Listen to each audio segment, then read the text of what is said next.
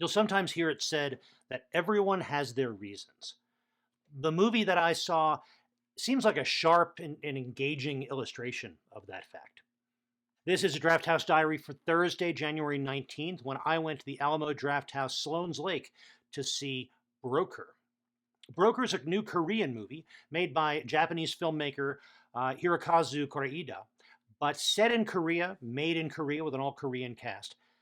And the story is launched when a young woman leaves her baby at a baby box, a place where one can leave an infant one cannot raise or will not raise, and know that they'll be looked after with no questions asked.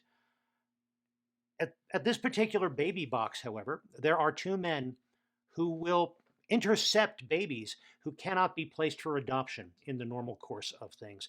And they find couples who want a baby to adopt outside of those normal course of things and are willing to pay a significant fee for that adoption. So these men are brokers. And the term broker is tossed around in this movie as a kind of condemnation or slur. But shortly after leaving her baby, the mother comes back and learns what's going on. And the three of them set about trying to find a home for her baby. Now, this may sound as if I'm giving away a lot, but I'm really not, because there is a lot more that's happening in this movie that is revealed and developed at a pretty well-tuned pace. And we learn about each of these characters and their stories and what's led them to the actions that we see. We also follow police officers who are tracking these brokers and attempting to catch them in the act of selling a baby so they can be arrested and prosecuted as sternly as possible. But we do learn, maybe not as much about them as about the other characters, but we learn enough about the police officers to know that even they have complicated stories that affect the way that they respond to what's happening. I happen to like stories about found families, about people who find one another, recognize a connection, and build some kind of a life together. That's not exactly what this movie is. It's more about that process than it is about any end result. And of course, end results can never be guaranteed.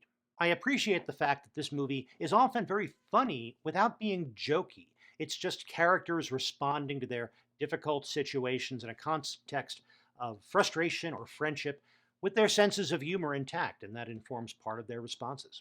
The cinematography was really good. It was a road movie, but there's frequent contrast between the kind of claustrophobic cities and motel rooms and other environments we see these characters in, and the expanse of the Korean countryside through which they're traveling. That contrast heightens the claustrophobia, but also gives you a sense of possibility as they look for a way to give this infant child a life. All in all, I recommend the movie. It was very engaging, very well made. I enjoyed watching it. I look forward to seeing it again. Other aspects of this trip to the Alamo. The pre-show was kind of weird and generic. It had jazz music over footage of crystal growth. It had a bunch of classic Japanese cartoons, including some black and white animated fables or fairy tales. And it had a loop of a dog roller skating, just kind of very random pre-show.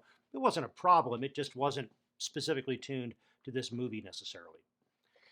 The food at this visit, I had the chicken Cordon Bleu sandwich, which is chicken and ham and Swiss cheese, and it's got a coating that it's fried or baked in, and it was very good. It was a little heavy, but very well seasoned, and I enjoyed it very much.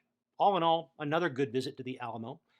I'm glad I could share this with you. If you enjoyed this, please consider clicking like down below. If you want to see more reviews, click subscribe. But most important, thanks very much for watching. I'll be back soon with more, and in the meantime, enjoy your movies, and when you do, stay till the end of the credits.